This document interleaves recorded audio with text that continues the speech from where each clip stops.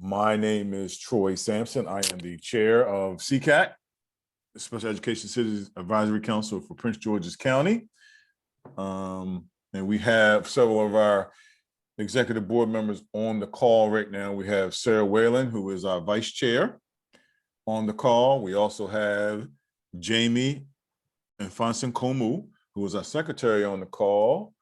And I don't see our other board members quite yet on the call, who are Jeannie Payne, who's our treasurer, Bonnie Razzler, our social media manager, Pamela Talley, who is our community outreach coordinator, manager, and Io Bello, who's our listserv manager. I know Io is probably not going to be on here. She's been in communication with me that she's been sick, not feeling well, so we hope that she gets better. And we also have from our PGCPS team, we have Karen Andrews on. She is our coordinating supervisor, Department of Special Education Services, as well as Marcy Tershon, who is our program coordinator for the Family Engagement Center. I don't see Trinell, who is our associate superintendent, wow, of the Department of Special Education. I don't see her on yet, as well as Beth, Dr. Beth Diate, who's our instructional specialist who works alongside Marcy in the Family Engagement Center. And we also have Yvette Young, who's a part of that team, on our call as well. We also want to thank our panelists that's going to be joining us this evening on the call, as well as our parents who are joining us for this call this evening. And this evening's session will be a transition session.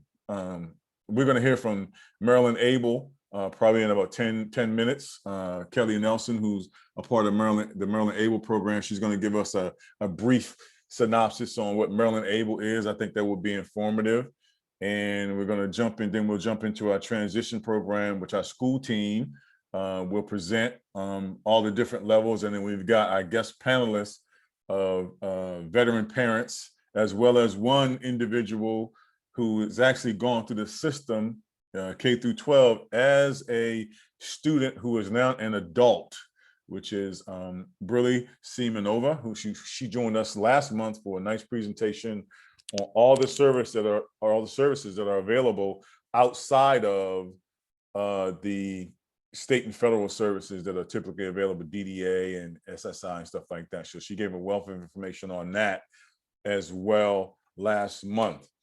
I don't know. Okay, there she is. Okay, so I will turn it over to Trinell Bowman, who's our Associate Superintendent for the Department of Special Education Services, for a quick update from the Special Education Department. Good evening, everyone. Hope all is well. So sorry I'm a little late this evening transitioning from the office. But I just wanted to let everyone know, as you know, we are scheduled to reopen on April the 8th with our first set of students, followed by April 15th with our second set. The only other thing I would add is that we did have posted the Parent Empowerment Conference information for registration on the website, and I will put the link in the chat. We are offering over 20 additional sessions that will be coming up. Thank you so much, Marcy. So right on our landing page, there's a greeting from Dr. Goldson for you to take a look at, and then we have all of our sessions that are being provided throughout the next month to the end of April. So definitely encourage you all to go out and take a look out there for the different conference offerings. And then the other thing that I would just share is that each school does have a COVID compliance committee that will be monitoring and ensuring that all of our school team members adhere to all of our policies and procedures that we have put in place. We are definitely, for any person entering the building, they will have to schedule an appointment. And we are definitely trying to minimize the number of staff members, itinerant staff that will enter building. So again, I just wanted everyone to know that each school does have a COVID compliance committee that will be addressing and meeting weekly to address any concerns or questions as it relates to the transition of our students back to school. And then the last thing I would share is that we have created some documents for our bus driver and bus aides to assist with the transition of picking up students, some who may not have been on the bus in the last year. So we do have some documents that we are providing our bus drivers and bus aides just with some helpful hints, just to help support and ease the transition of our students that will be returning to school on April the 8th. So those are just the short little updates that I have for tonight. Thank you.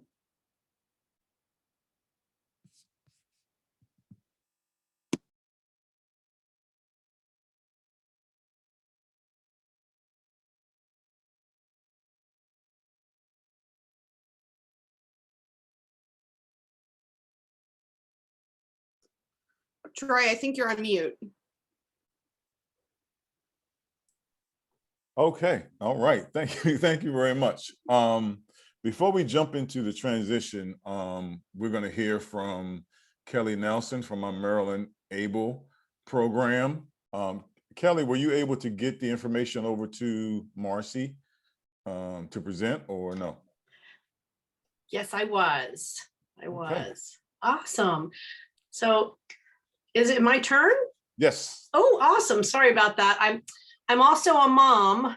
So, you know, even though I've told everyone in the house that I'm doing this tonight, I am very popular right now with everyone in my house. So sorry about that.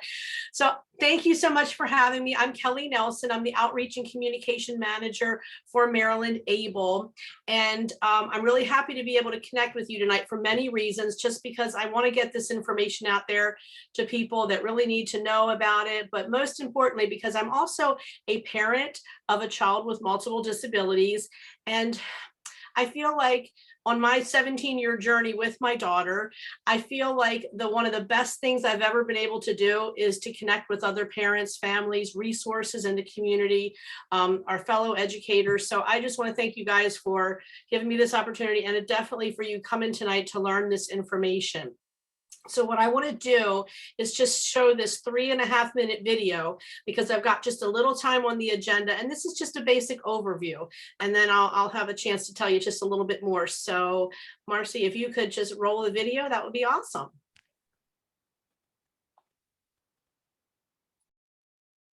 About Maryland ABLE. Maryland ABLE is excited to be participating in this outreach event, and we appreciate that you clicked on our link to learn more about Maryland ABLE. Maryland ABLE accounts are a way for people with disabilities and their families to save and invest money without jeopardizing state or federal means-tested benefits such as SSI, Medicaid, and waiver services. Let's look at some of the reasons why people open ABLE accounts. With an ABLE account, the person with the disability owns the account. This helps to promote personal choice, independence, and financial literacy. At Maryland ABLE, we believe everyone has the ability to be involved in making choices about how their money is managed.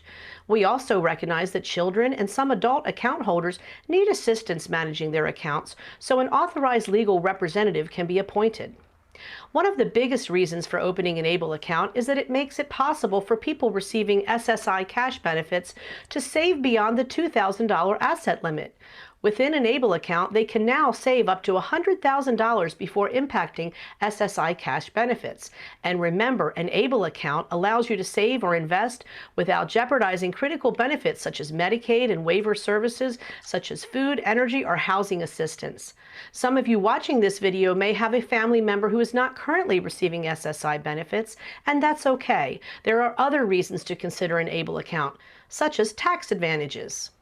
Contributions made to a Maryland ABLE account by Maryland taxpayers can be used as an income deduction for Maryland state taxes up to $2,500 per contributor, and there are no federal or state taxes on the earnings while the funds are in the ABLE account, and no taxes on the withdrawals if the funds are used for qualified disability expenses, or as we say, QDEs.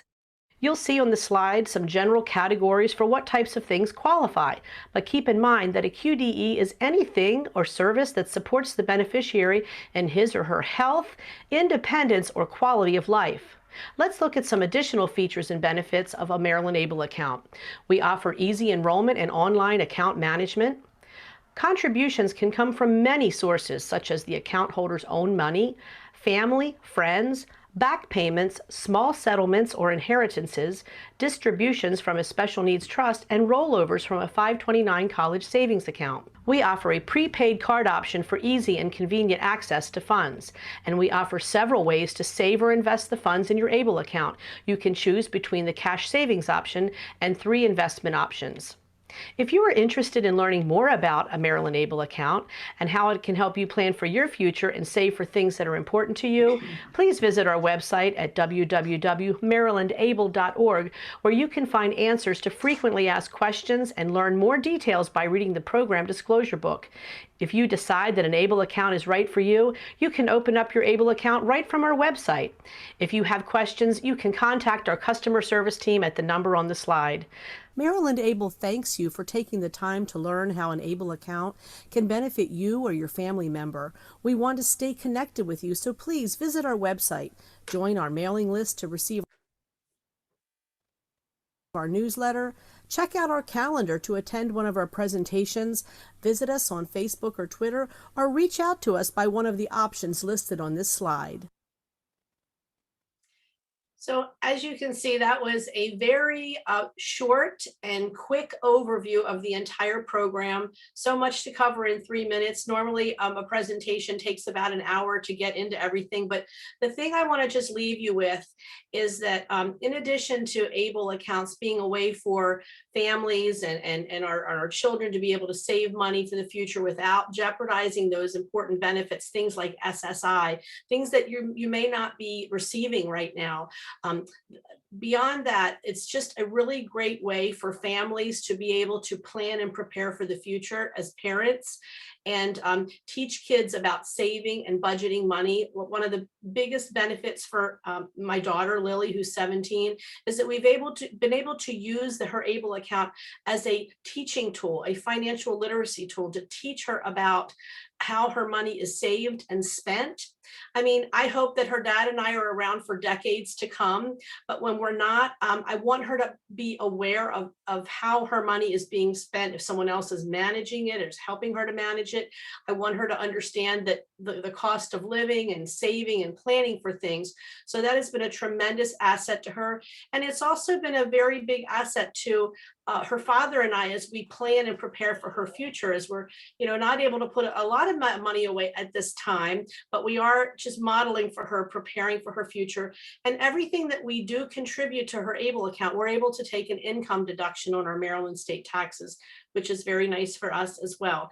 So there's so many things I could tell you about ABLE accounts and the different tools, but I would love for you guys to come to another workshop that we do. And I'm going to hope that you visit our website. We have a calendar of our events, so I hope you join me there. And if you see me out in the community at different resource fairs, stop and say hi. I'm going to be around the end of the meeting, and I'm happy to take any questions from everyone if you have any. Thank you so much for having me. All right, you're welcome.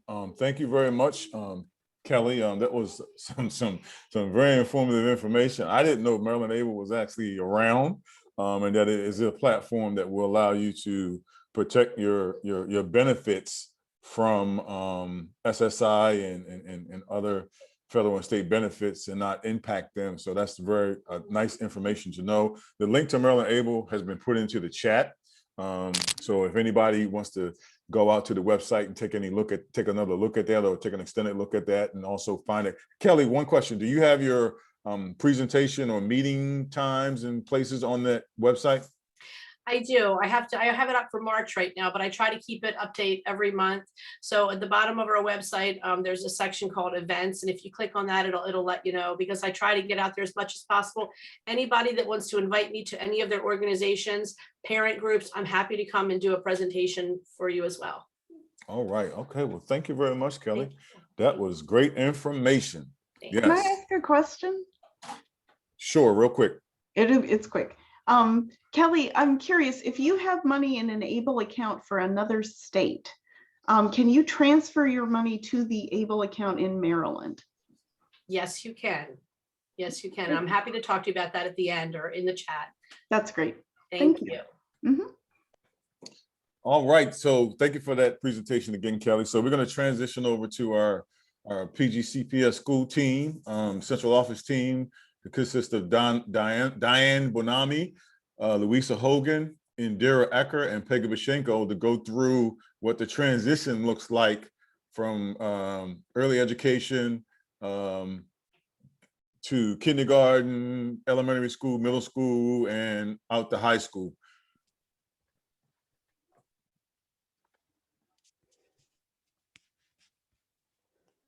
Good evening, everybody.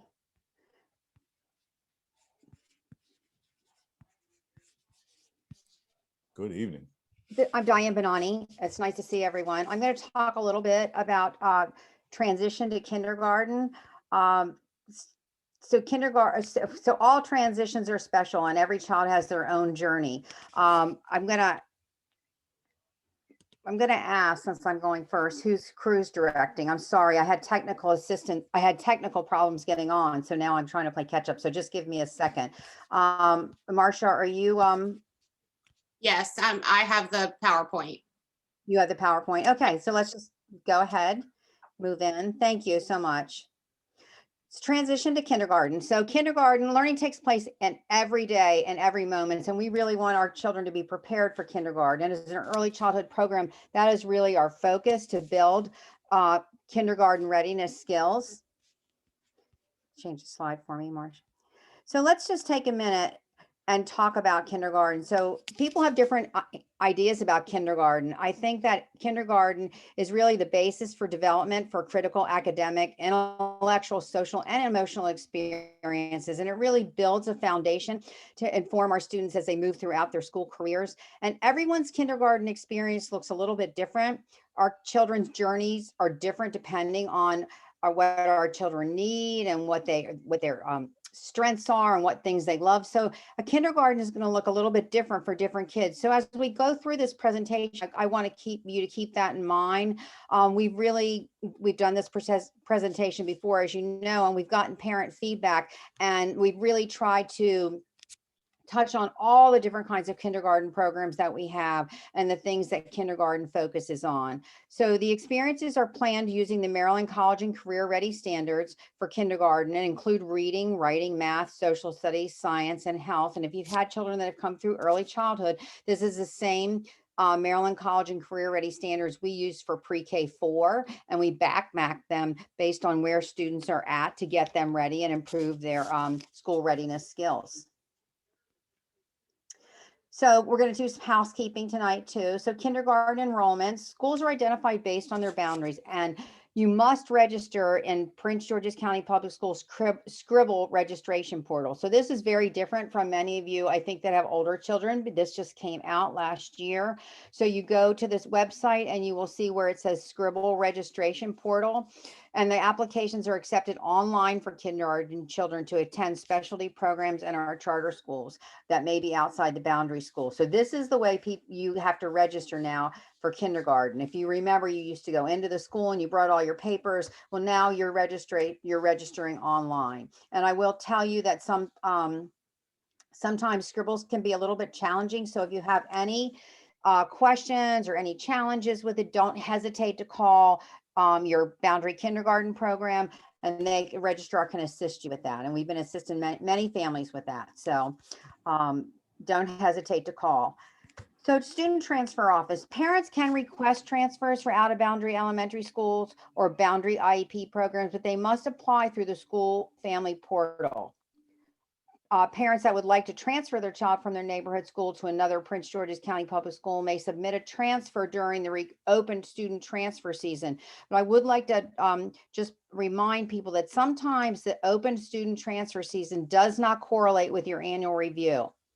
And the open student transfer season is a fixed period of time. So that's just something to be aware of. So on this slide, and I know this presentation will be available to you, I just wanted to kind of give you an idea of what kinds of things that you would be preparing as you get ready to register through the Scribbles program. So you're going to need certain papers. It's pretty specific. You upload the papers. So you can see it's settlement with a signature, your rental agreement, deed, pieces of mail. If you were in the early childhood program or the infant toddler program, it's the same type of information. And this information can all be found on the website too. So you'll be uploading this information through the Scribbles portal. These are, again, just some documents that you would need. Okay. So supporting children with special needs. So placement in kindergarten is based on the IEP in terms of the kindergarten program. So as I said before, depending on our students' journey, unique journey, there are different types of kindergarten programs. So implementation of the special education services and related services occur in the programs. It's based on many factors, but certainly not limited to the ones that we've noted here. So as we look at children in their 4-year-old year, we're looking at their current progress, what their present levels are, what their rate of progress were, what types of goals and objectives they have, types of supplemental aids and services, and most importantly, consideration of least restrictive setting and continuum of services for our students' unique needs. And all instruction, as I said, is based on the Maryland College and Career Ready standards. So when we look at the special education continuum of services, we do have a full continuum of services for our students in kindergarten. Monitoring and consultative services, which can look different for different students. Resource support, which is push in. Resource support, which is a pull out in a resource room. We have designated special education programs and public separate day schools. So what is the makeup of kindergarten class? So students who are 5 by September 1, 2021. So you have to be 5 by September 1. And where these children come from, a lot of our children, as you know, transition from the early childhood center. That could be at the center, or it could be in a pre-K boundary school program.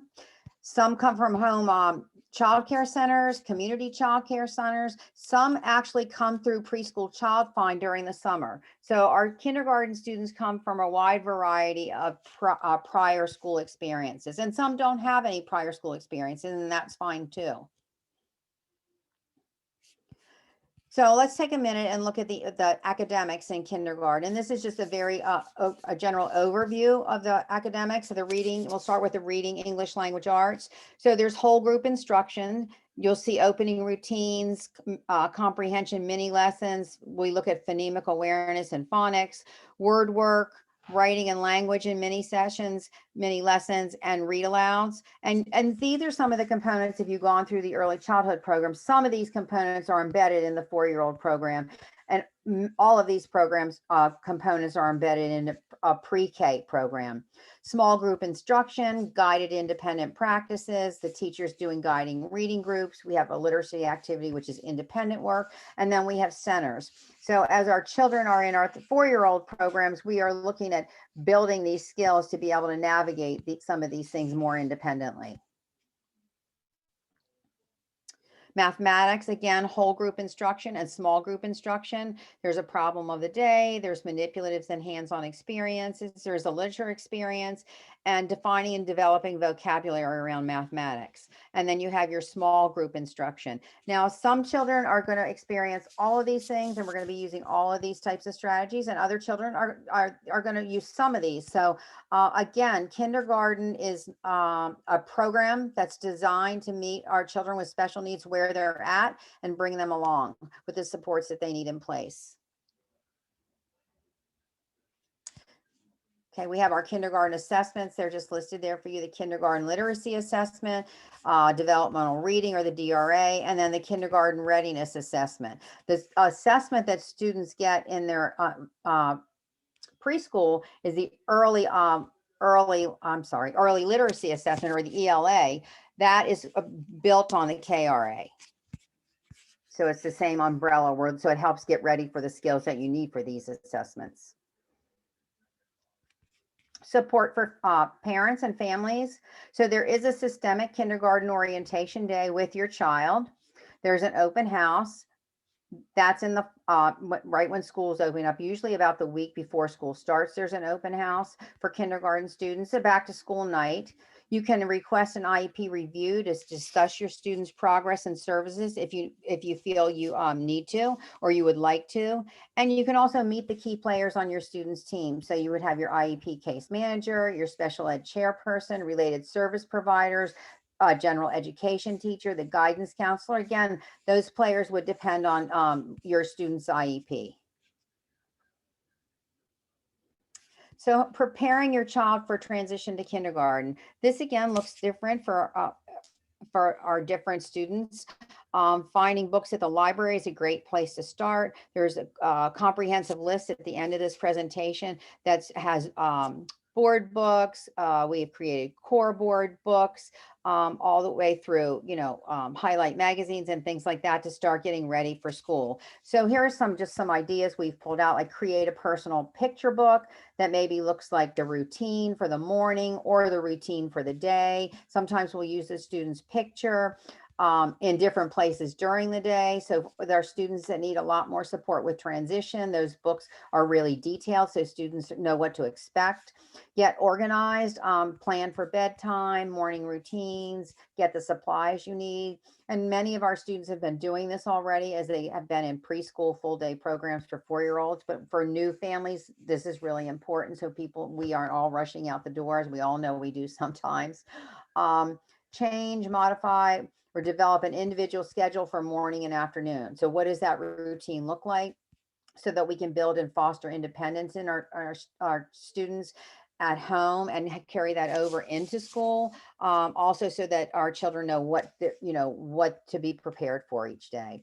Meet with support caregivers such as a babysitter or family member or childcare staff to talk about or review any new routines, any new resources to support. Sometimes if a child's going to daycare first, the daycare provider is going to read that story or talk about the day. So it's all about building routines and knowing what to anticipate. Okay. Talk about school in a positive way. Like I said previously, a lot of our kids coming in do have previous school experience. So this is a transition.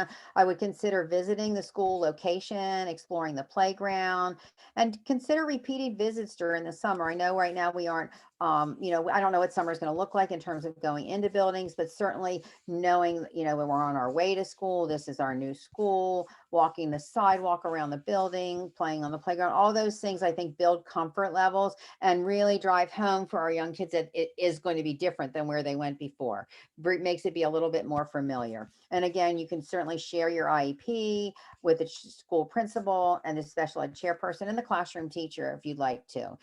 You can call the school to arrange that. Again, create a plan with your child for the first day of school in terms of dropping off. Whatever your child best, whatever strategies have worked for you before in terms of conversation or stories or visuals, practice the new routines, use a sibling, use a story, use whatever works.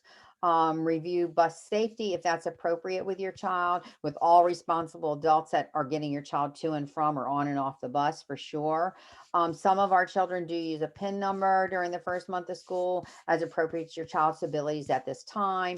That's going to look different for many other kids. Some of the other things that we can do if we're not using a lunch or a PIN number, and that's something we're working towards, we're going to encourage independence with just looking at self-care. So at home, maybe they're putting their trash in the trash can, they're taking, they're helping pass out the napkins or the plates at dinner, or they're putting their plate in the sink, those types of things. They're hanging up their coat on a hook when they come in, or they put their shoes in a basket, those types of things. I think the last one is a really good activity for over the summer.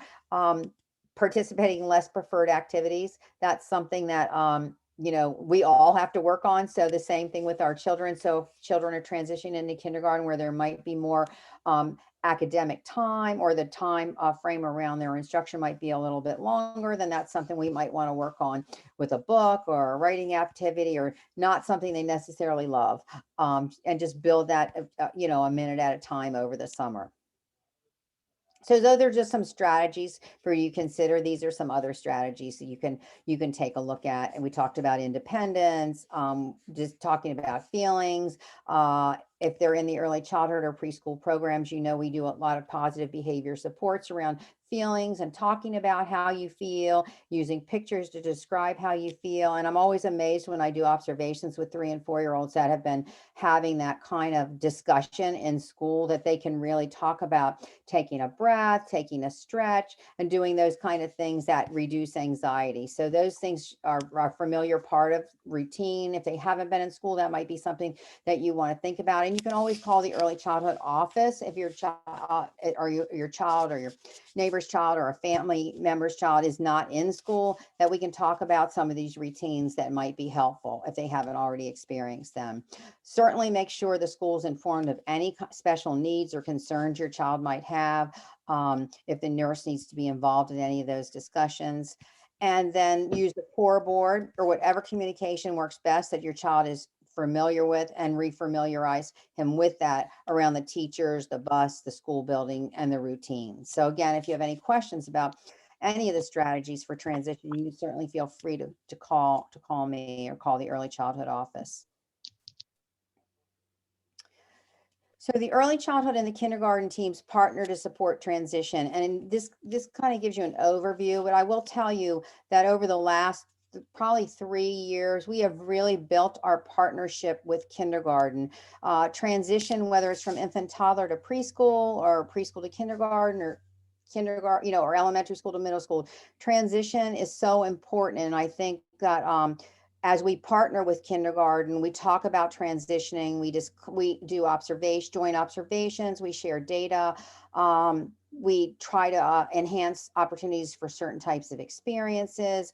So these just kind of gives you the dates of some of the things that we do. We meet in January to talk about kids that are transitioning.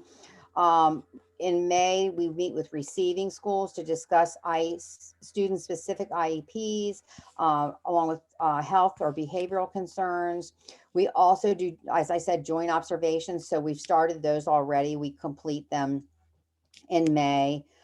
We identify any specific communication needs. So if a student is using a certain communication device or how they're using their core board in preschool, then we want to make sure that the receiving team is ready to go so that they can pick right up on that when school starts. So sometimes you'll see if it's an individual core board. All our kindergartens have core boards to support communication, but if the child has an individual one or individual fringe words or a different system, we're making sure that that's shared with the kindergarten team that's receiving that child. We have a kindergarten parent learning activity. If you go back just for a minute. Yeah, so we will in the spring have a kindergarten parent learning activity, and we did that virtual last year. It's usually 2 to 3. It's just one session, but you have 2 to 3 different opportunities where parents can learn about some specific things about getting ready for kindergarten and how that looks. We have one of our preschool teachers partner with kindergarten to do that. And then in June, we organize the records and any materials that are student specific for instruction to be sent to the receiving schools. So you can see the transition is very important in terms of getting our kids ready. This is what we do behind the scenes, but in the classroom, we're really looking at what we can do to build independence and to try to create some of the routines in this setting that the child's currently in that will foster that independence in the appropriate kindergarten that they're going to, program that they're going to. And then we have a list of books, all different kinds of books. Most of them are available at the library or at the bookstore. Some of you probably have some of these books. Yeah, we couldn't help ourselves. Our list just kept growing. So we just decided to put them all up there. Like I said, some of them are board books, 3 and 4 pages with textures, and other books are short stories. So it, it's just depending on what your child would need. And I think all our links work. We checked them. We had some that really need to be updated. I would say that the Ready at 5 Parent Tips is a really good website for parents. That's one that we use a lot. So they're all great websites, but the Ready at 5 is very user friendly.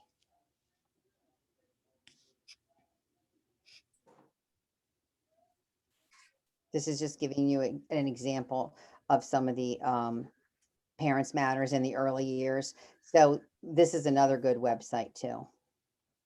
Is that the Ready at 5 that you just went in, Marcy? Yes, that was the Ready at 5. Yes. Yep.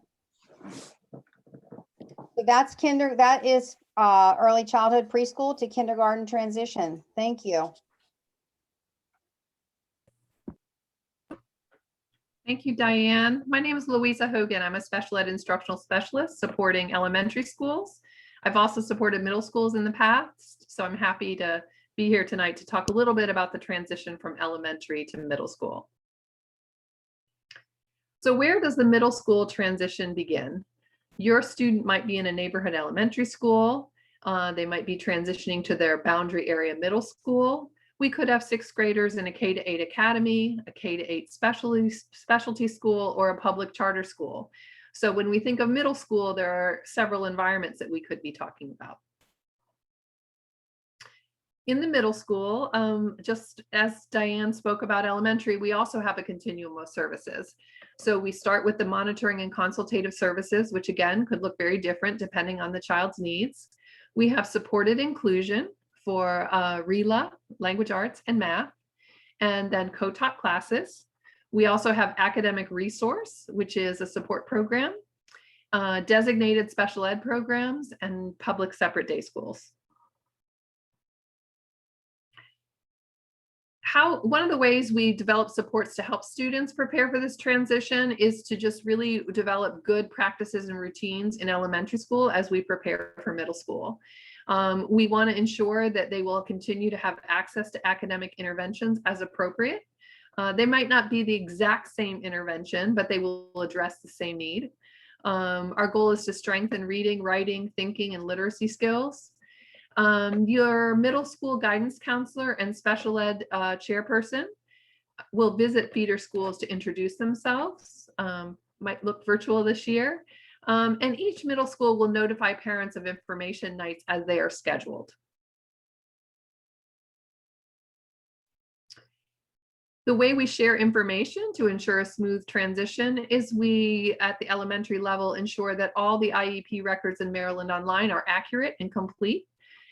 We attend articulation meetings between the sending school and the receiving middle schools to share student data, IEP needs, academic intervention needs, and if appropriate, the need for positive behavior supports. And then we ensure that we've shared the student's IEP snapshot with middle school teachers so they're aware of student needs. One way that you could seek support is to request an IEP review to discuss your student and their progress if needed, and identify the key players on your student's team. You'll have an IEP case manager. There will be a special education chairperson, of course, the guidance counselor, a school administrator, and then there'll be someone in a position similar to mine that is a special education instructional specialist, which is also a resource for you.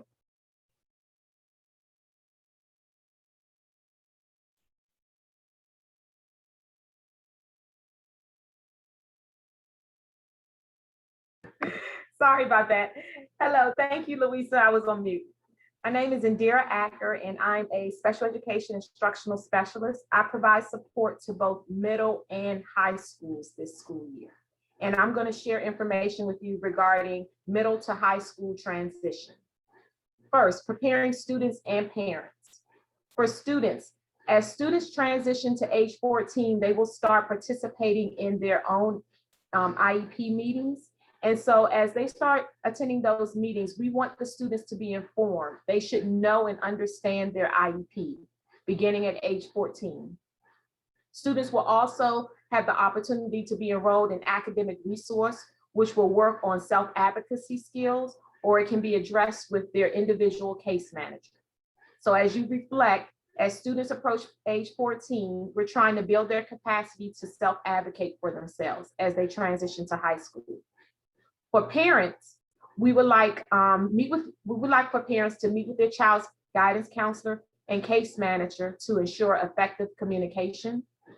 Also, we would like for parents to assist in an organization system that works for their child, assist their child with studying and note-taking skills, and also promote independence and self-determination. We also provide a continuum of services as students transition from middle to high, which also include monitoring and consultative services, supported inclusion, which can be described as a class that has both general education and special education students, but there's a smaller class ratio, small teacher-student ratio. Then we offer co-taught classes for core content areas. This is a larger student-teacher ratio. We offer academic resource, which may look a little different at each school, but we offer the resource for all of our students. Designated special education programs, we offer those specialty programs for students, as well as we offer public separate day school. How are we preparing our students for transition to high school? First, as Louisa had mentioned, we also offer articulation, which is a process where both the middle school team will meet with the receiving high school for certain students, for specific students, and we'll share information. IEPs and information is shared regarding individual student needs. Also, which may also occur at this time virtually, high school guidance counselors and the special education chairperson will visit and they will discuss each student's needs, the student needs of the students that will be transitioning to their school. Each high school will notify parents of information nights as they are scheduled. And then also back to school night is offered in the fall to provide opportunities for parents to follow the schedule and meet with individual teachers.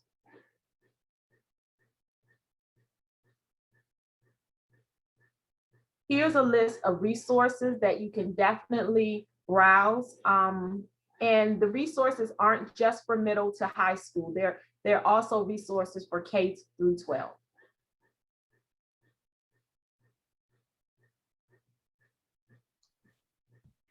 Thank you, Indira. I'm Peggy Basanko and I supervise our secondary transition program. And transition planning is, the goal is really to assist students with disabilities for their life in the adult world after their K-12 education is completed.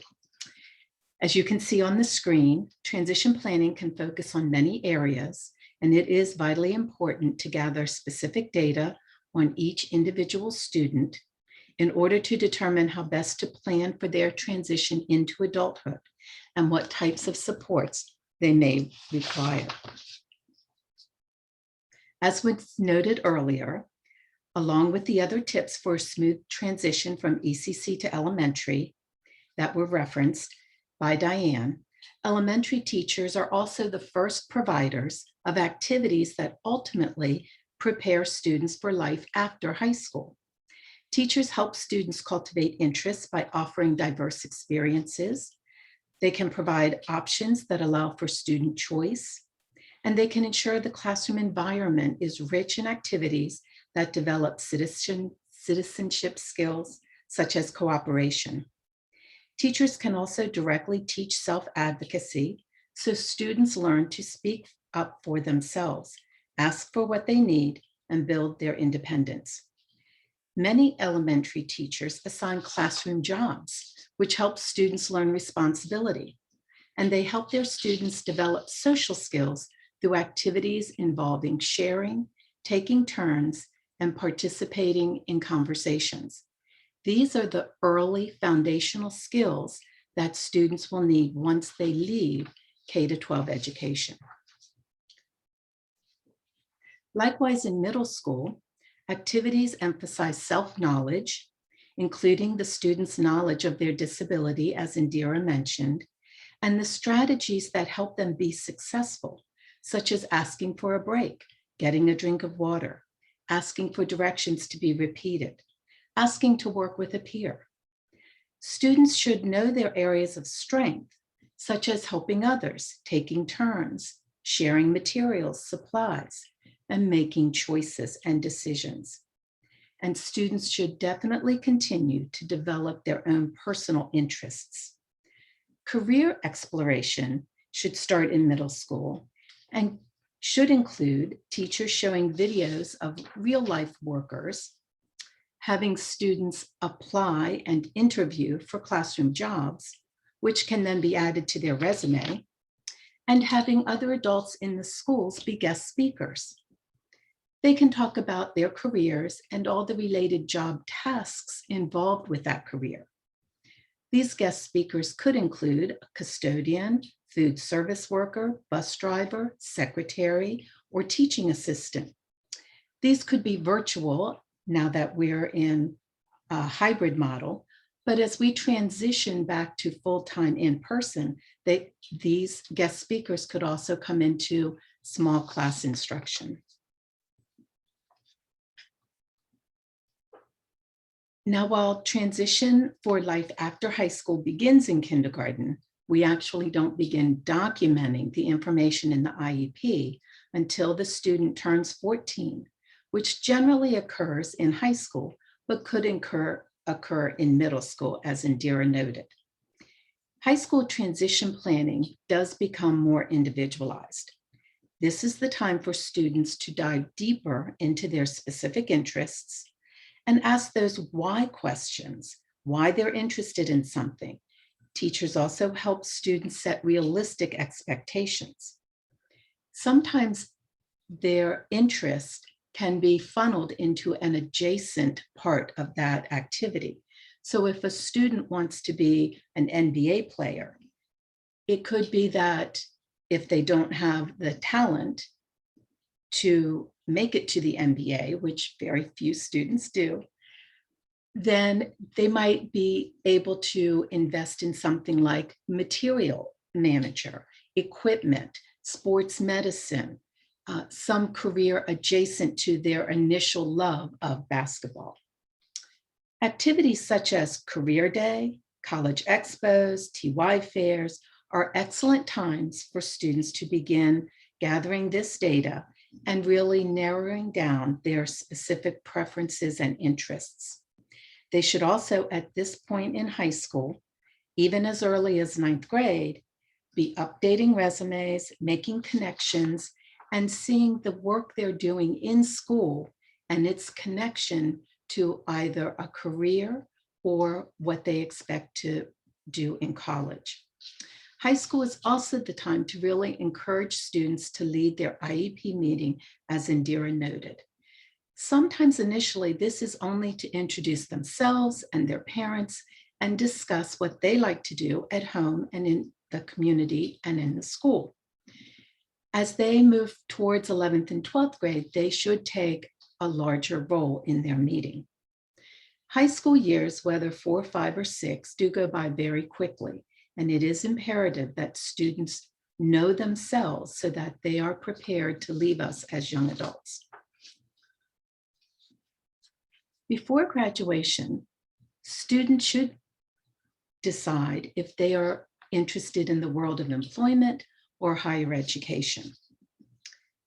It is important because while they are still in high school, these are some of the activities they can be involved in that will help them make that choice. So you can see under employment, there are some job readiness skills, some essential skills, work experience, job sampling, volunteer opportunities. These help students understand what type of career they might want. These are activities that they should be doing in high school. If they're leaning towards moving into higher education, there are several, again, activities they do while in high school, which can be both virtual and in person. And they should ask questions like, why do I want to go to college? What type of college do I want to attend? 2-year or 4-year, large or small campus, close to home and commute, or live on campus? What do I want to study? What kind of career will that lead me to after I graduate? What supports or accommodations do I need? Am I willing to disclose my disability? These are all activities that should be completed in high school because after graduation, students will have to meet eligibility requirements for services. While they are still in K-12, they are entitled to these services under free appropriate public education or FAPE until they either graduate with a high school diploma or reach the age of 21. After that, they will need to meet eligibility requirements, whether it is for supported employment, day programs, or even post-secondary education. I think you heard last month at your SECAC meeting about agency linkages, but here are the websites. Just a quick reminder, DOORS offers 2 types of services. It provides short-term support for students after they graduate through their vocational rehabilitation services or VR services. But while the students are still in school, pre-ed services are available to them. And we have several links in the next slide about some options. DOORS accepts referrals for students with any disability, whether they have an IEP or a 504 or a medical documentation. DDA provides long-term support once a student turns 21. They accept referrals for students with an intellectual disability, autism, physical impairments, traumatic brain injury, visual impairments, and students who are deaf or have a hearing impairment. For BHA, this agency provides support for students with an emotional impairment, such as bipolar or schizophrenia. They do not have a referral process connected with the school, so family or students must self-refer, and their information is on their website. And the same with the Maryland Department of Labor. Parents and students must self-refer, but they do provide a wealth of resources on their website for job seekers. So students from ages 14 to 24 go through their youth services division, and those supports can be for students with disabilities. But if you also have children that do not have a disability, Maryland Department of Labor, Workforce Development and Adult Learning can also support those non-disabled children. So the most important thing is for you to have the latest copy of the Maryland Transition Planning Guide. This is the cover. I'm not sure why it's so fuzzy, but the original one is not fuzzy. This guide provides details about transition planning, whether leading to employment or post-secondary education, about requirements for the high school diploma, about the requirements for school certificate of program completion, the Maryland Summary of Performance documents.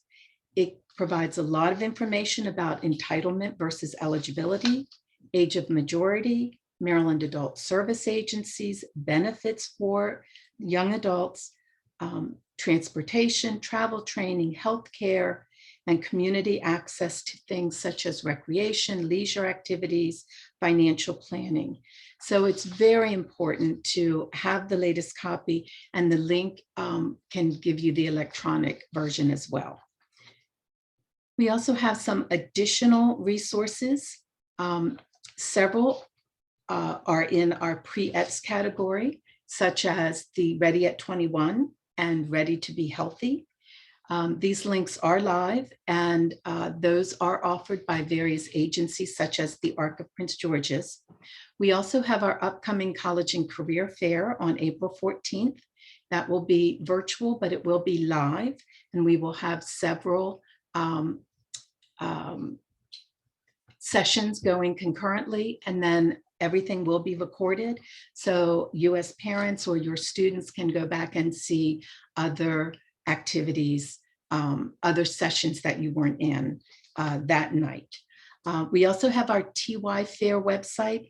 The TY Fair launched in October, and this again has many resources. Marcy, if you scroll down a little bit, including a timeline, a keynote speaker by Liz Burley.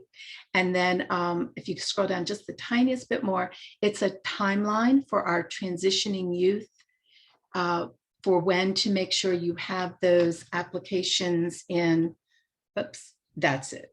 And that gives you a step-by-step in several slides to make sure you're on track for your students that are in 11th and 12th grade. We also have a few projects for this summer going on. One is the Summer Youth Employment Program that is just opened, and it is for students ages 14 to 22.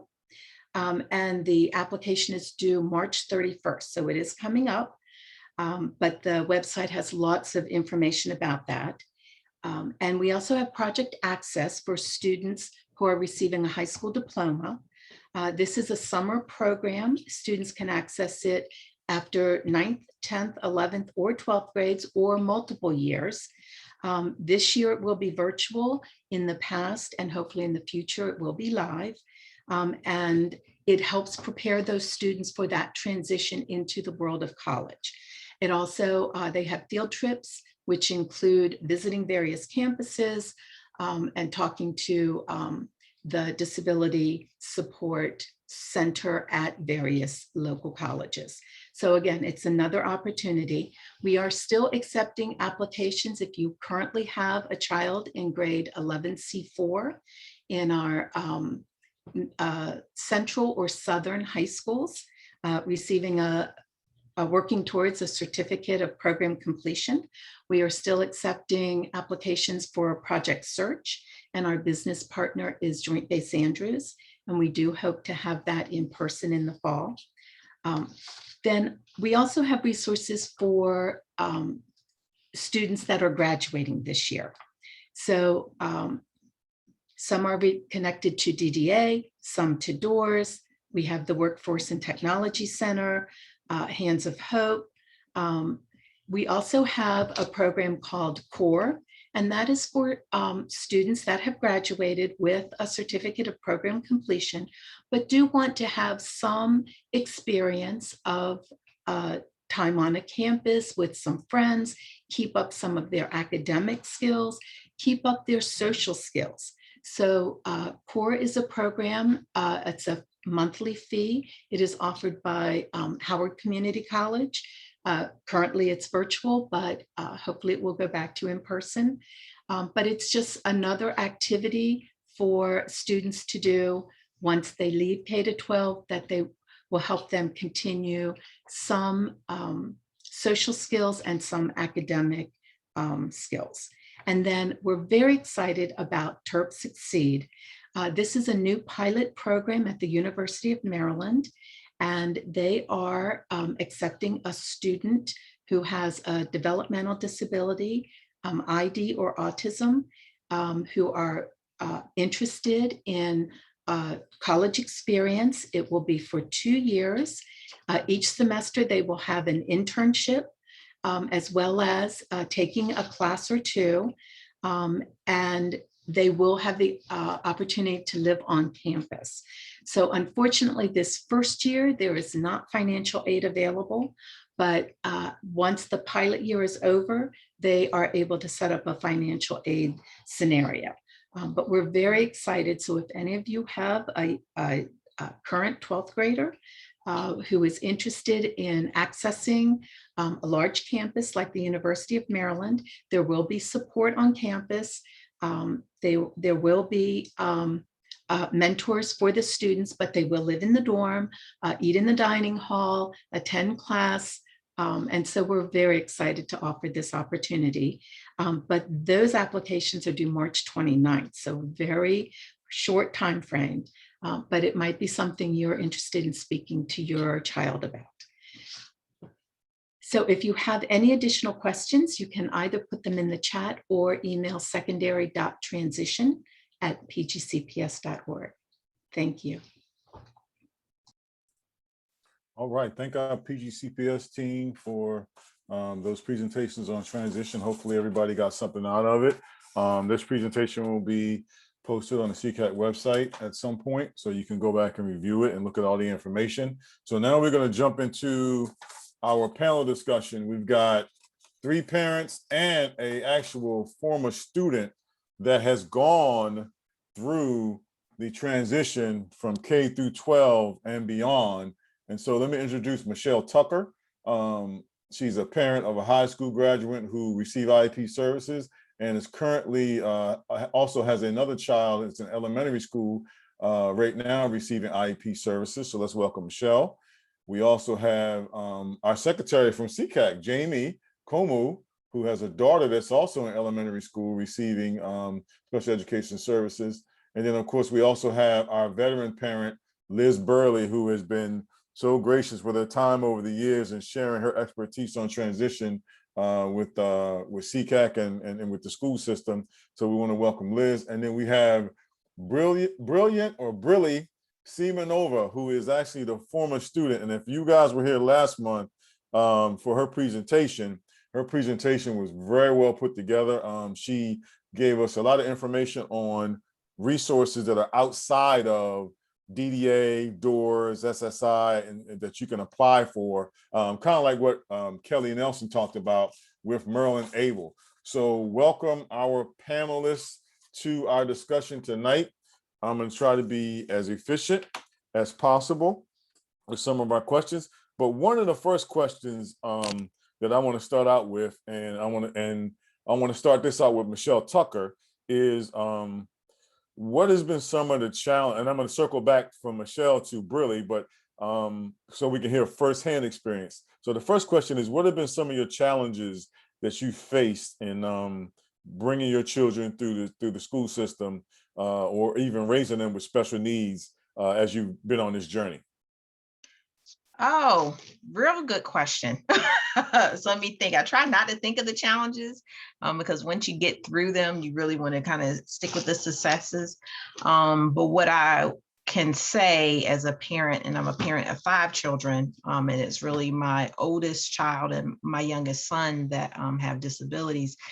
The disabilities and the processes and the supports and services that they need were so different that was a challenge for me, having to shift my mindset for the level of service that my oldest son need.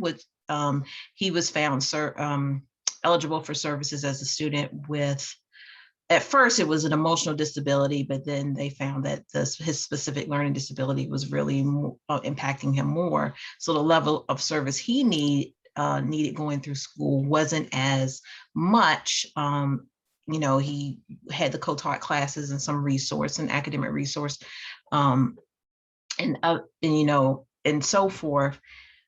His level of service was so different than my youngest son, who is receiving services in a regional program as a student with multiple disabilities.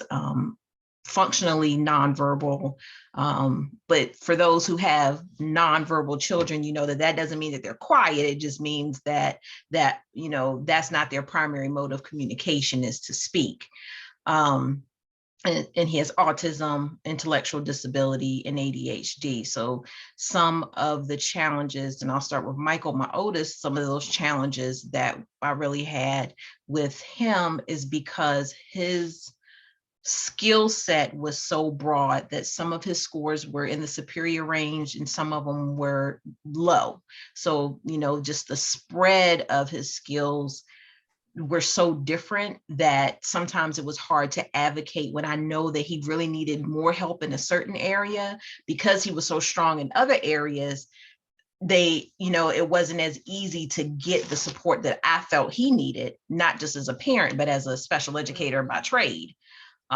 So that sometimes it was a little hard to advocate for those type of things, and advocate for things that I knew that, okay, here as a part of the process, I really do think you should be reevaluating my child, but really having to fight that we need to reevaluate and dig in a little deeper, because now that he's a high school senior, I need to know if his goal of being a pilot is realistic. But many of us know that what we wanted to be in high school is not what we ended up being in our adult life. So he didn't become a pilot. He has been a very successful cook. He went into the field of culinary arts. Mm-hmm. Even though he did get into a good program after high school, he went into culinary arts, and he's very successful there, but just even navigating some of the adult world stuff that he wasn't quite prepared for when he went through school.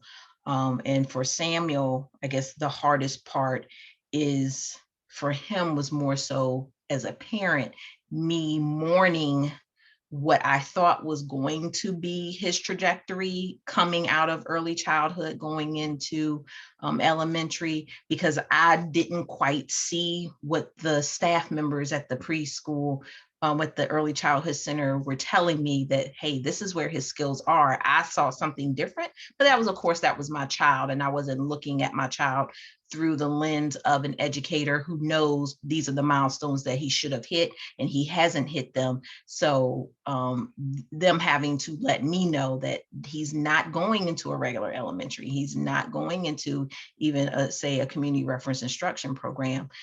So for him, the challenge was more so, how do I wrap my head around what his trajectory is going to be, because he looks so much different than the rest of his siblings. So. Gotcha. Okay.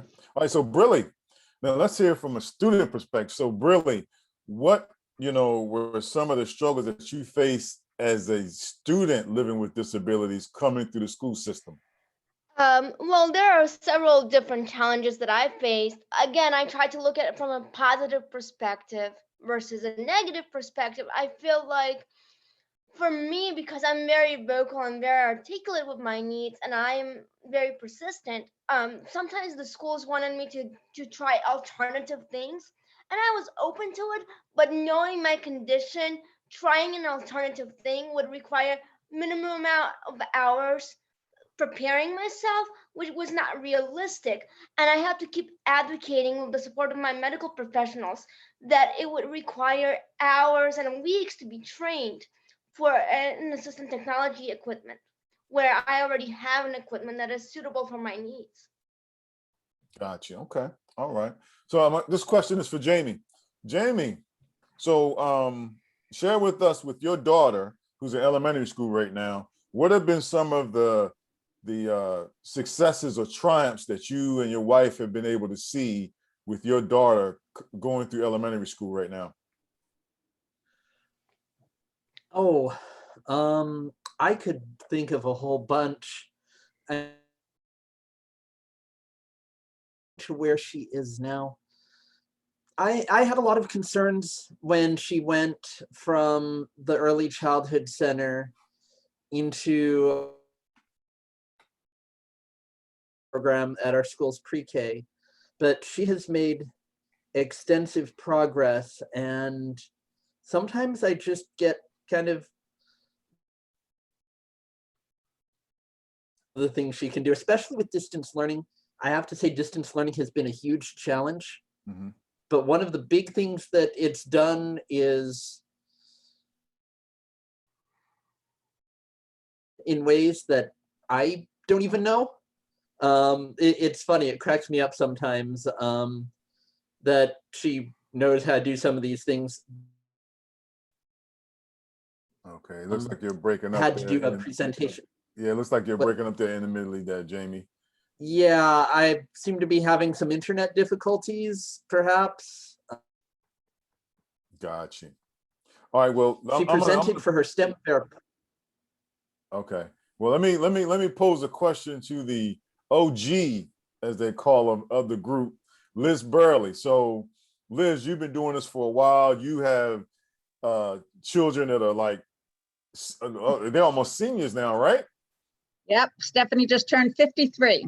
Right. So from your experience with your daughters, right, and also your experience of doing this work extensively in the school system, what should parents start to do now outside the school to prepare their children for every step of the way, including adulthood and getting into their senior time in life? I know Diane Benani touched on some of that, even with the early childhood, is about promoting that independence, making them be responsible for certain things.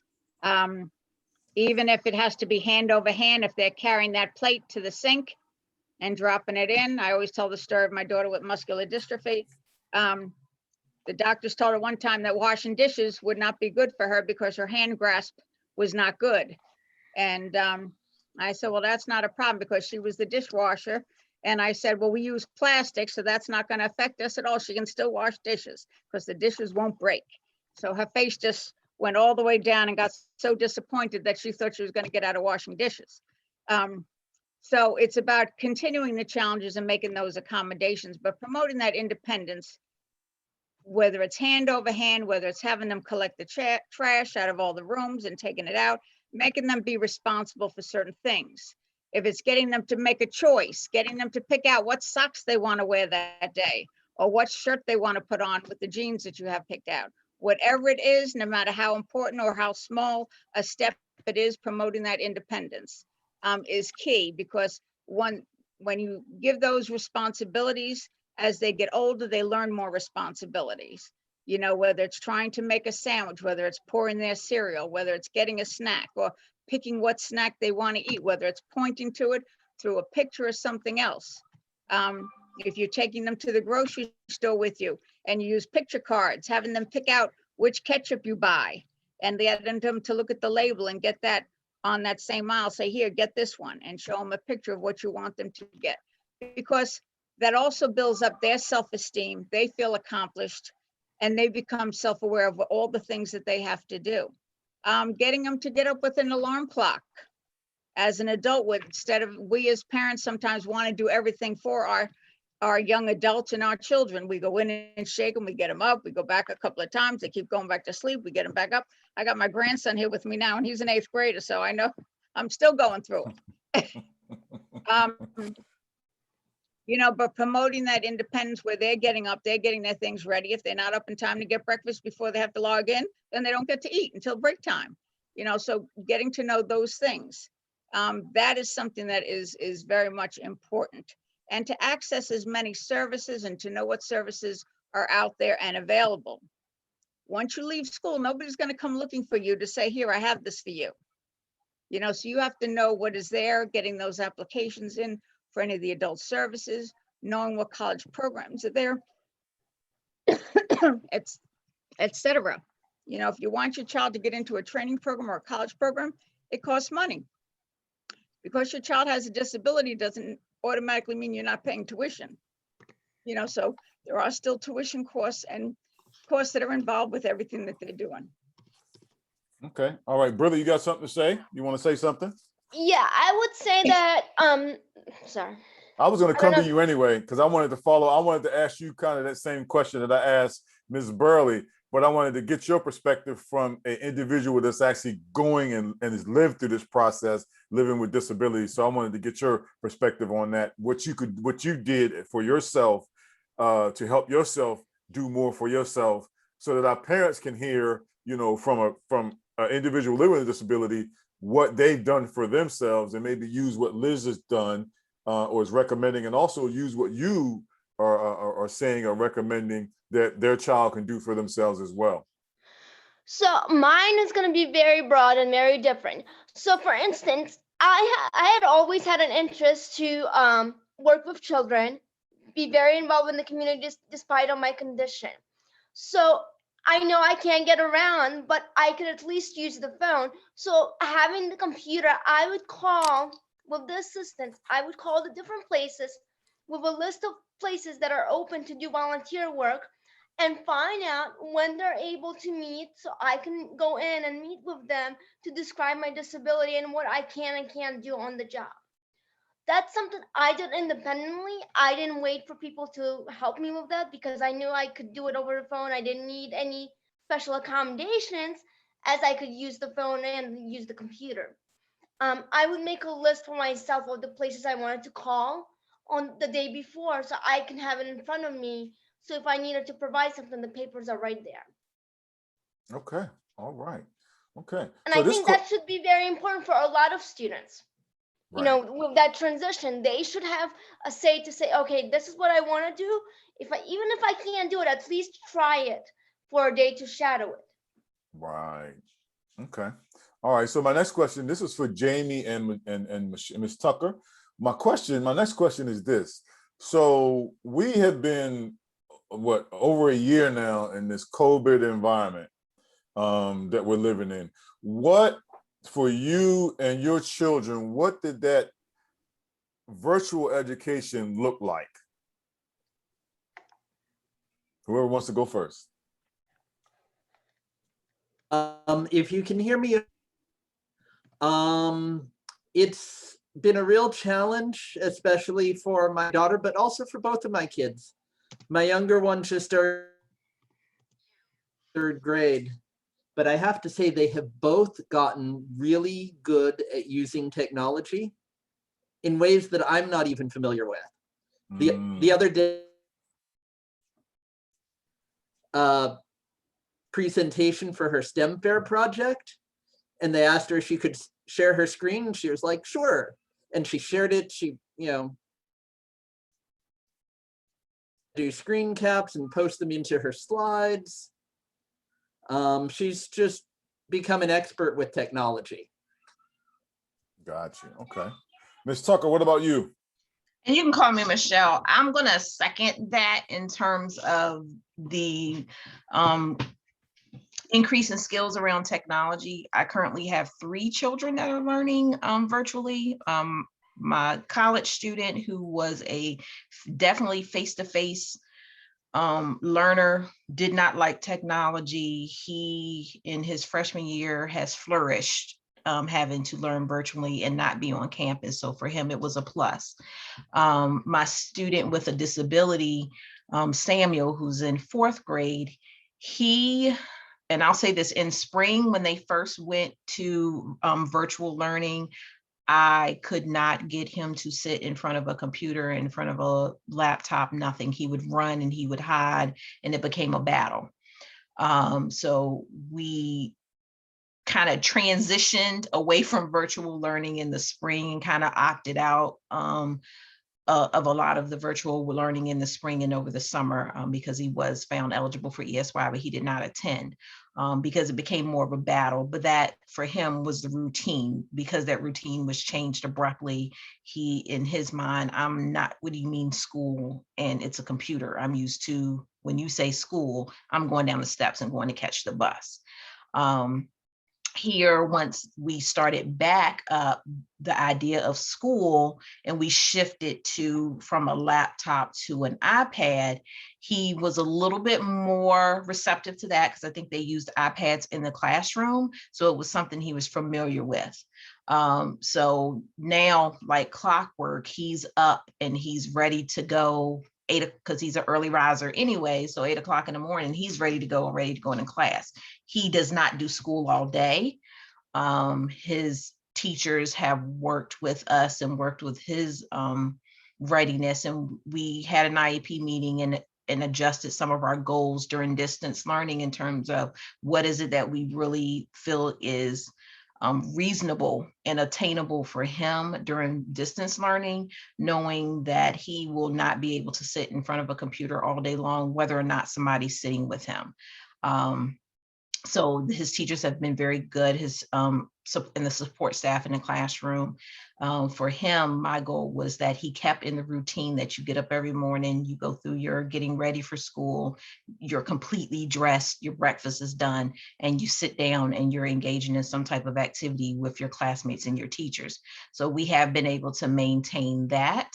And that really has been our goal. And then there are some days where he'll go and get his iPad and bring it to me, like I'm ready to go back to school.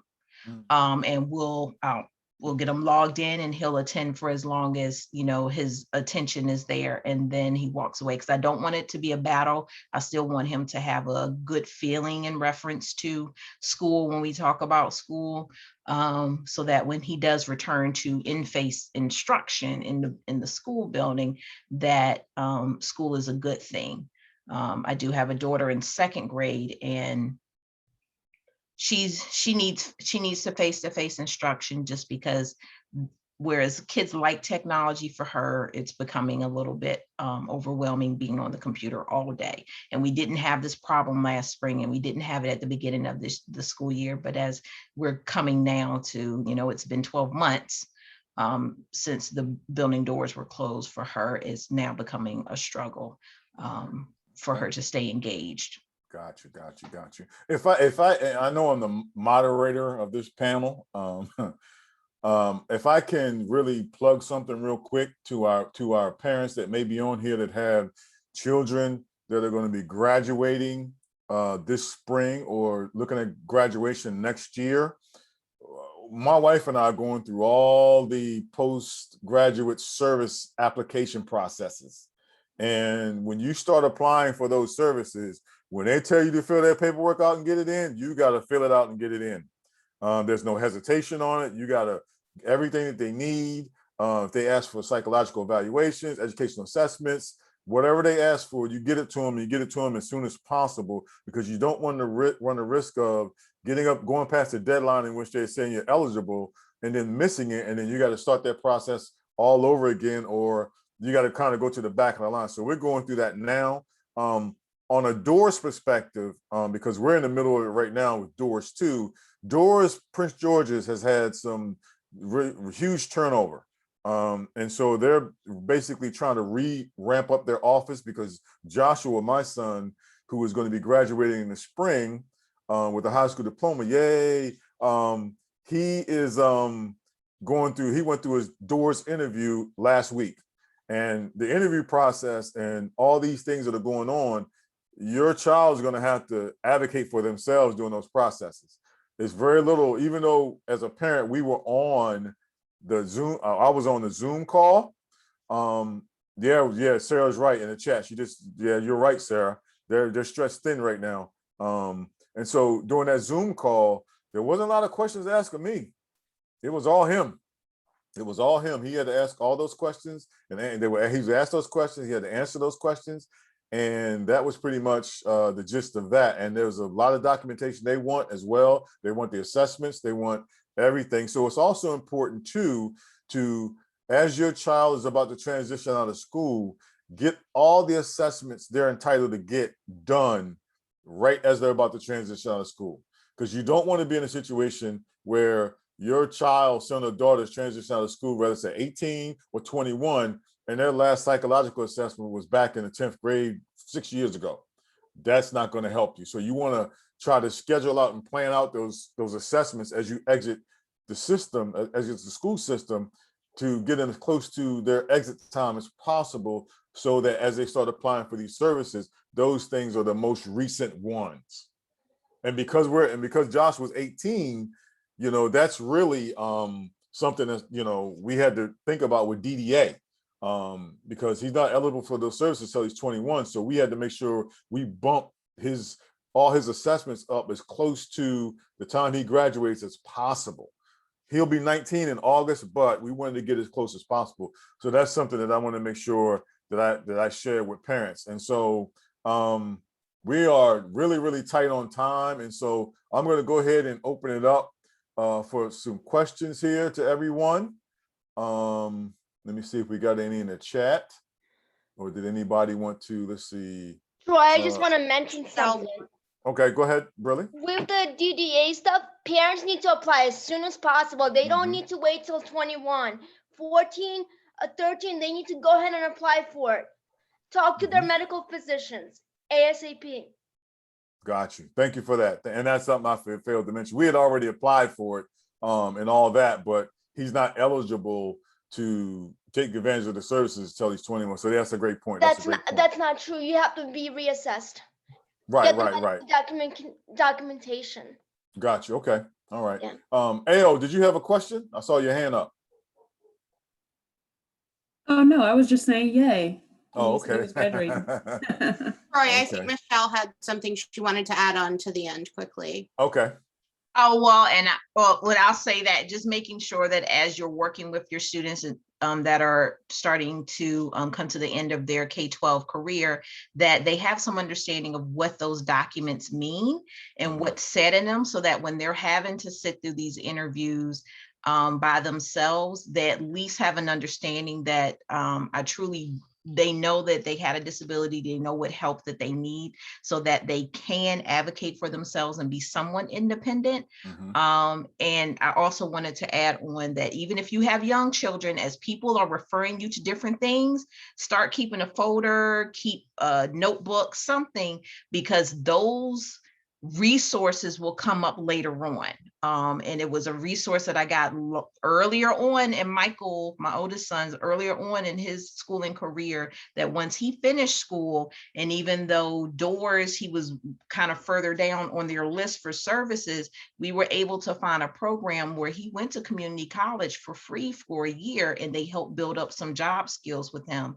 And that was because of a resource I had received previous years earlier. So even if you have young children, start saving the, make yourself a list and start saving those resources, because you'll never know when they might be able to help you or help somebody else. All right. Troy, Anybody? one thing to mention to parents, individuals that are getting SSI or SSD and going to community college, get the tuition waiver form that will reduce your tuition if you're disabled and receiving Social Security benefits. Gotcha. Okay. All right. Does anybody else have any other questions, comments? Don't be shy. We've been on, we packed a lot of stuff in here, and I'm sure that, someone should have some questions. Troy, I was going to say too, know what all the different services are. Even Prince George's Community College has the non-credit workforce development classes.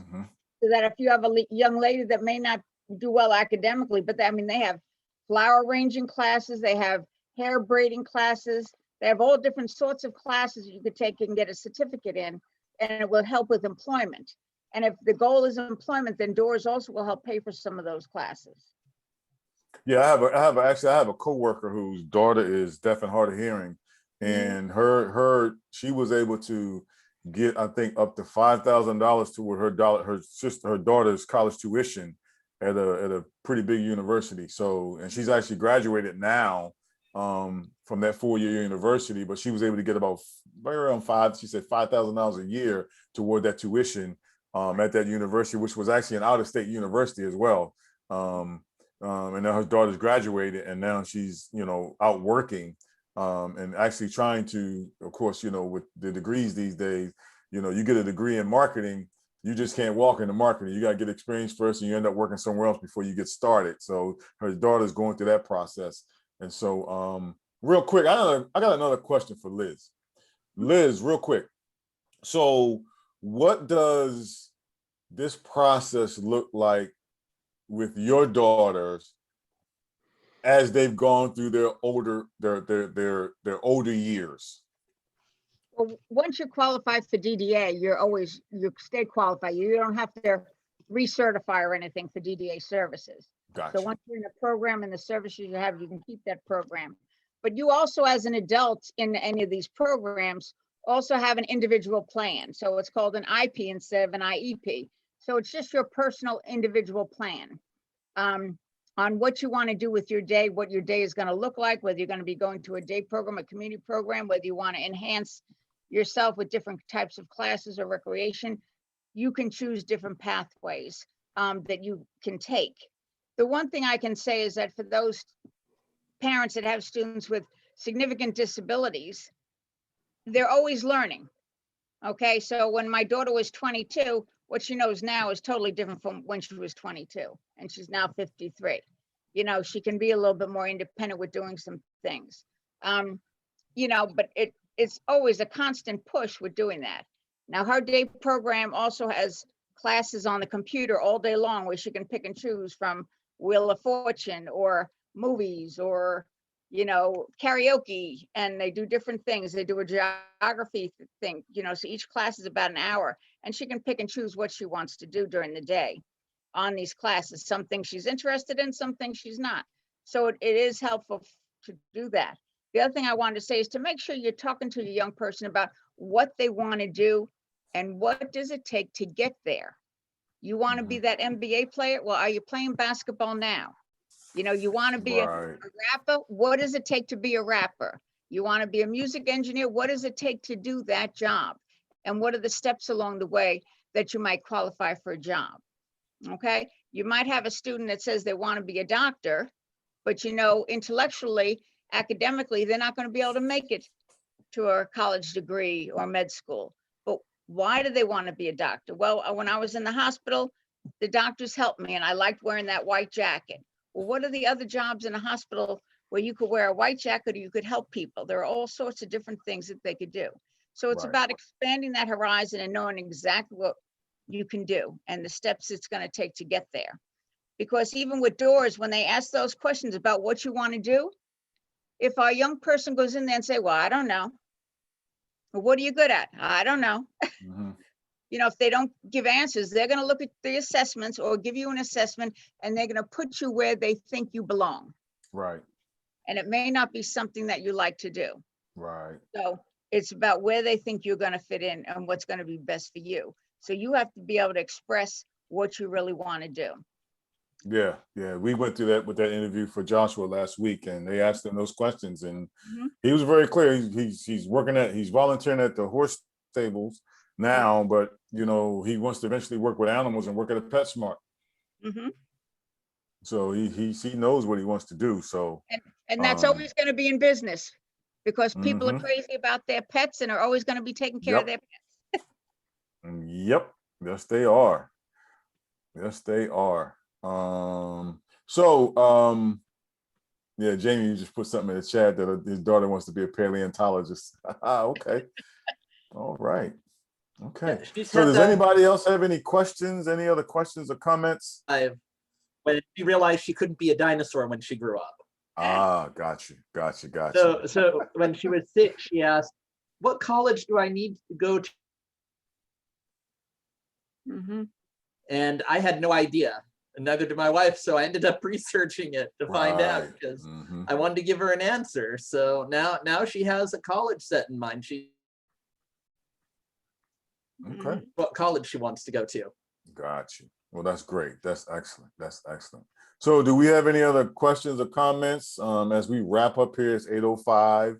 I want to thank everybody, our speakers from the school team, Kelly Nelson from Maryland Able, and our panel of parents and brilliant Brilly Semenoff, who is actually a person that is living with a disability, going through this process herself and sharing just a wealth of information. For those of you that missed last month's meeting, she gave a lot of great information on these other services and resources that are available. And she's been really intentional about knowing what those resources are and what's available. And she's a wealth of information when it comes to those resources, because she's going through this process herself as an individual living with a disability. And so we want to thank Brilly, we want to thank Liz, we want to also thank Michelle and Jamie, as well as our school team and Kelly Nelson. And if we don't have any other questions or comments, we're going to go ahead and wrap this up. And I hope everybody is well and safe. If you're going to get the vaccine, get it.